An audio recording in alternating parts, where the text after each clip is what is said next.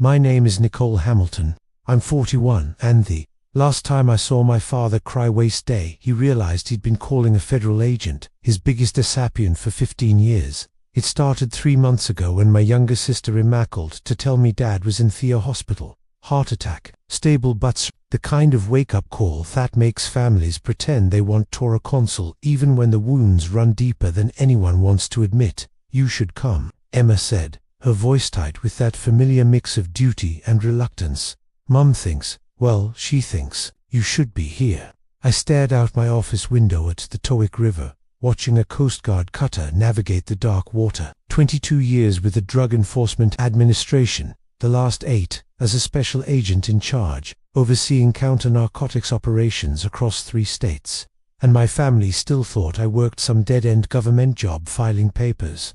I'll catch the next flight, I told her. The truth was, I hadn't been home to Phoenix in 4 years, not since Emma's wedding, where Dad introduced me to his golf buddies as Theon, who couldn't hack it in the real world, where Mum spent the reception explaining to anyone who'd listen that it worked for the government, doing some messing with computers because she was too embarrassed to admit she didn't actually know what I did for a living.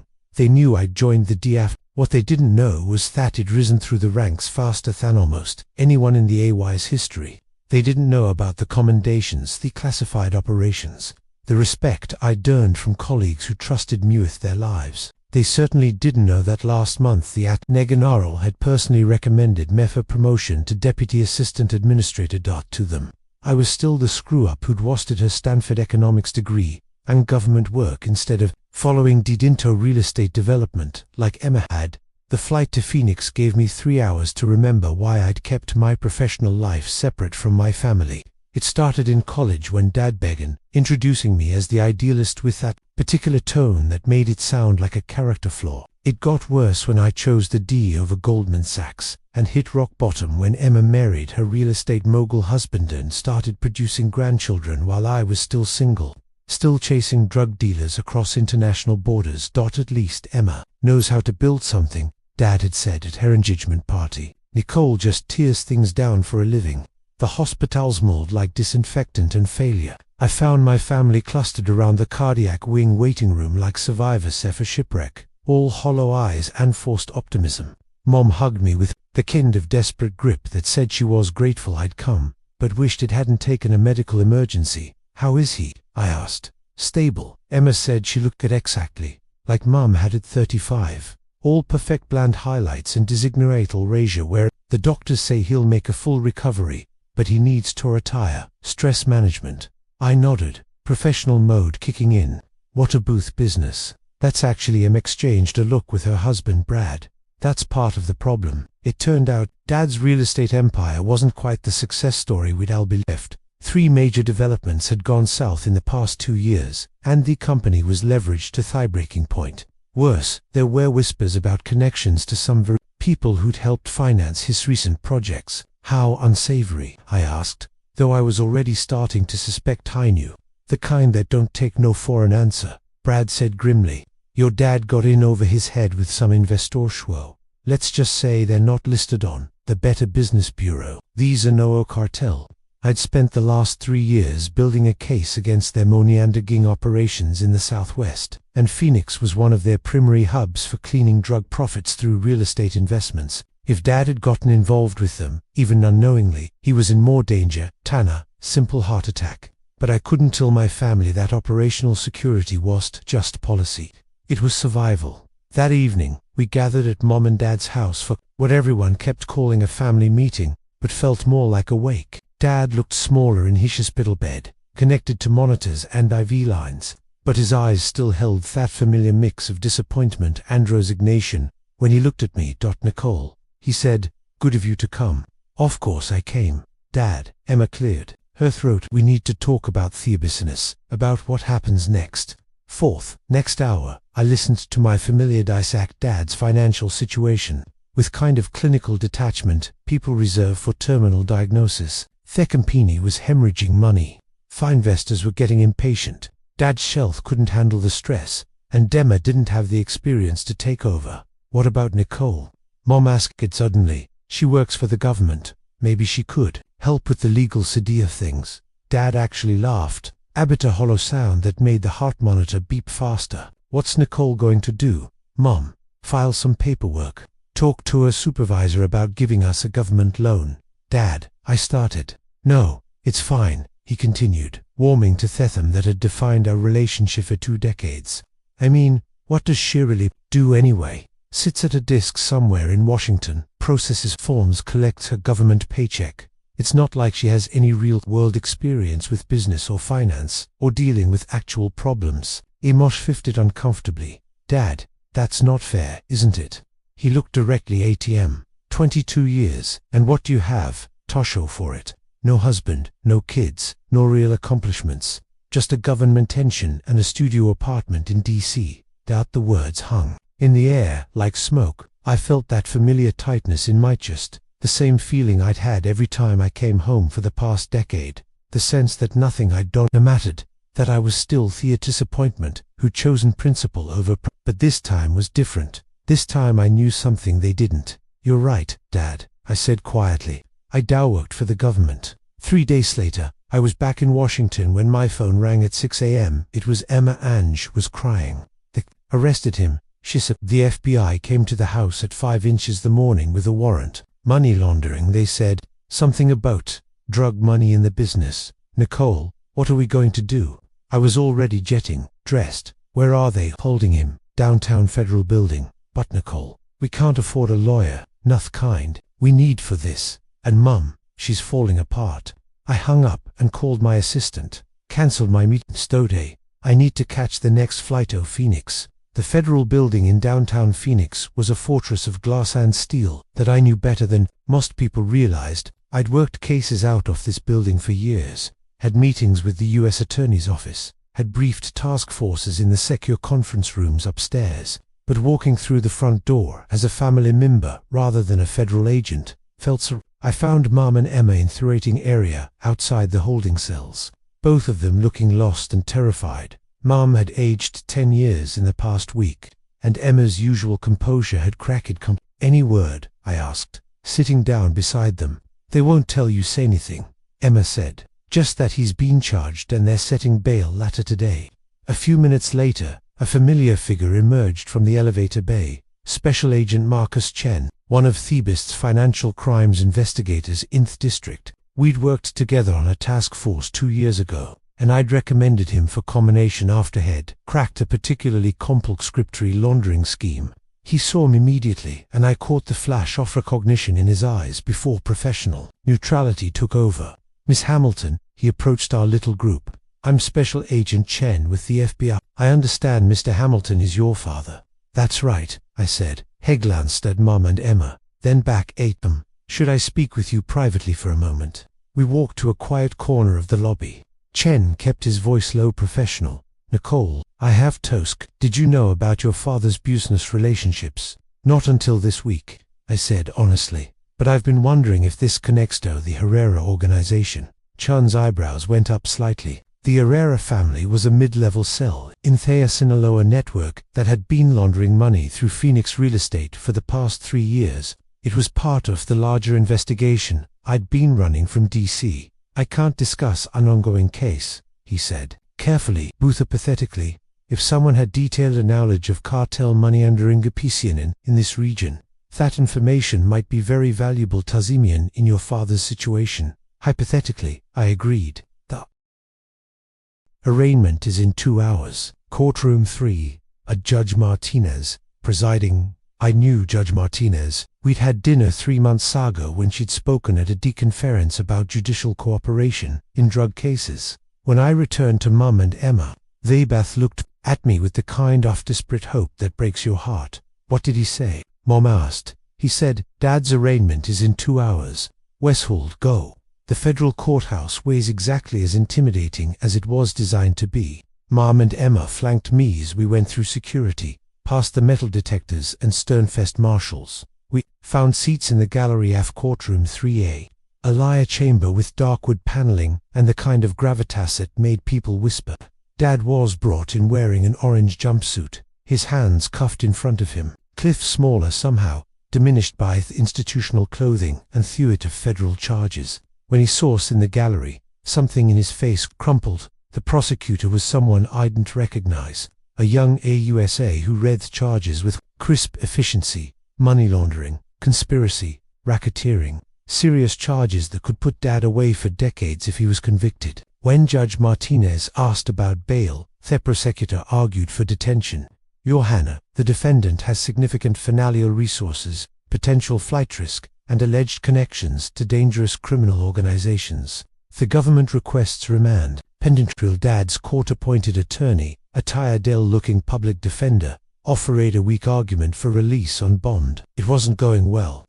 That's when Judge Martinez looked up from her notes and scanned the gallery. Her eyes found Minnie and held for a moment, and I saw this slight nod of recognition. Are there family members present who wish to address the court regarding bail? Shisked. Emma started to stand, but I put a hand on her arm. Let me, I said. I walked to the podium in front of the judge's bench, acutely aware of every eye in the courtroom. Dad was staring at me with confusion and something that might have been embarrassment. He probably thought I was about to make some emotional plea that would only make things worse. Your Honor, I began, my name is Nicole Hamilton, and I'm the daughter Ms. Hamilton. Yome addressed the court. Thank you, Your Honor. I'd like to provide some context for the court's consideration of bail. I reached into my jacket and withdrew my credentials, placing them on the podium. I'm Special Agent in Charge Nicole Hamilton with the Drug Enforcement Administration. I've spent the last 8 years overseeing counter-narcotics operations in the mid-region. That the change in the courtroom was immediate and electric. The prosecutor looked up sharply from her notes. Dad's attorney blinked in surprise, and Dad himself. Dad's mouth fell open in complete shock. Judge Martinez leaned forward slightly. Agent Hamilton Ario, stating for the record that you're a senior DEA official. Yes, Your Honor. I hold a top-secret security clearance and have been involved in several joint task force operations with the FBI's Organized Crime Division. I could hear Emma whispering behind me. What the hell? Furthermore, Your Honor, while I cannot discuss ongoing operations, I can't say that the D has been tracking cartel money-laundering activities in the Phoenix metropolitan area for If my father was unknowingly involved with these organizations, he may have valuable information that could assist federal law enforcement. The prosecutor was on her feet. Your Honor, this is highly irregular. If the defendant's daughter is a federal agent, that creates potential conflicts of interest. I understand the prosecutor's stance, I said calmly. However, I am prepared to take personal responsibility for ensuring my father's appearance at trial. I'm also prepared to facilitate any cooperation he might offer to federal authorities. Judge Martinez studied me for a long moment. Agent Hamilton, you're vouching for your father's character and his willingness to cooperate with law enforcement. I am, Your Honor, and you understand that your professional reputation would be at stake if he fails to appear. I do, Your Honor. She wasted for nearly a minute, reviewing her notes and considering the unprecedented situation of a senior D agent vouching for a defendant in a federal drug money-laundering case. Finally, she spoke. Bail is set at $200,000 with GPS monitoring and travel restrictions. The defendant is Relio Sedinto. The custody of his daughter, Special Agent Hamilton. The gavel came down with a sound like thunder. The aftermath was chaos. Dad was processed for release while Mum and Emma peppered with questions I couldn't answer in public. The prosecutor cornered me outside the courtroom to discuss potential cooperation agreements. Through it all, I could feel the weight of my father's stare, as if he was seeing for the first time in his life. It took 3 hours to get Dad released and fitted with his ankle monitor. We drove back to the house in complete silence. Mom and Emma in the front seat, Dad and me in the back. The tension was so thick, you could have cut it with a knife. Once we're inside, away from public scrutiny, the dam broke. 22 years, Dad said, his voice barely above a whisper. 22 years, and you never told us. You never asked what I actually did, he replied. You just assumed it wasn't important. Emma was staring at me like I was a stranger. You're actually a federal agent, like FBID, Drug Enforcement Administration. But you said you worked in DC doing government stuff. I do. I run counter-narcotics operations for 3 states. I have a staff of 40 agents and analysts. I briefed senators and cabinet members on drug policy. Mum sank into her chair looking shell-shocked. All those times all the things we said about your job. The weight of 2 decades of dismissal and disappointment hung in fear between us. Every family gathering where they'd introduced me as their government worker daughter, every conversation where Dad had lamented my lack of real-world success, every time they'd made me feel like my career was a consolation prize for not being able to execute it in the private sector. "Why didn't you ever correct us?" Dad asked. "Because you didn't want to be corrected," I said. "You wanted me to be a disappointment, so you could feel better about Emma Blankett's successful one. And honestly, after a while, it became easier to let you believe what you wanted to believe. Thanto, fight for your respect." That's not Hester did, then stopped because we both knew it was true. Emma was crying now.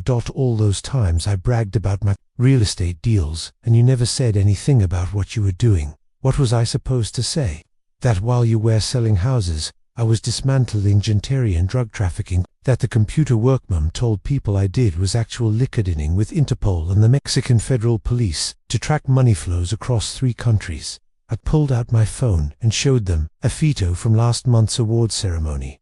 Me in my dress uniform shaking hands with the Attorney General while receiving the presidential rank, award for Distinguished Senior Professional. "This is what I do," I said quietly. "This is who I am. I've dedicated my life to protecting people from the same criminals who were using Dad's business to launder drug money.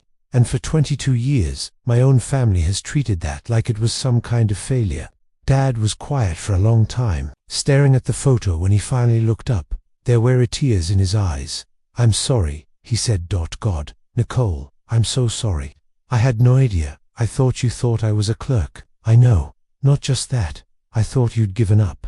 I thought you'd set mediocrity because it was easier than trying to succeed.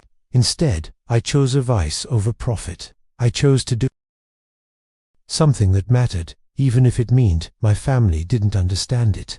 Over the next few days, everything changed. Dad started cooperating with federal investigators, providing detailed information about his business relationships that helped the FBI map connections between local real estate developers and cartel money. The cooperation agreement he helped negotiate would likely reduce his sentence to probation and community service, assuming he continued to provide valuable intelligence. But more than that, my family started seeing me as I actually was rather than they'd imagined me to be. "Emma, scared him about my work?" "Really?" asked and listened when I told her about the case I'd worked and the difference we'd made. Mum started introducing me to her friends as her daughter, the federal agent, with obvious pride, and Dad began asking me for advice about the business, about dealing with federal prosecutors, about life choices, and what really constituted success. For the first time in our relationship, he treated me like someone whose opinion mattered. The night before I flew back to Washington, we had dinner together as a family. Real conversation, no pretense, no assumptions. Dad raised his water glass in a toast. "To Nicole," he said, "my daughter, the federal agent. I'm sorry it took me 22 years to say I'm proud of you." As I sat on the plane back to DC, I thought about the strange journey that had brought my family to this point. Dad's heart attack had been the crisis that brought me home, but his arrest had been the revelation that finally showed them who I really was. Sometimes it takes a moment of genuine crisis to strip away all the assumptions and pretenses that keep families from realizing each other. I thought about Alto's years of feeling like the disappointment, the one who couldn't measure up to Emma's conventionalness, all those family gatherings where I'd smiled and nodded while they diminished my career and my choices. Through it of constantly feeling like I had to justify my life to people who should have supported me unconditionally, and I realized that the most profound roving isn't about making people pay for underestimating you. It's about finally showing them who you really are, watching them understand what they almost lost by refusing to see it soon.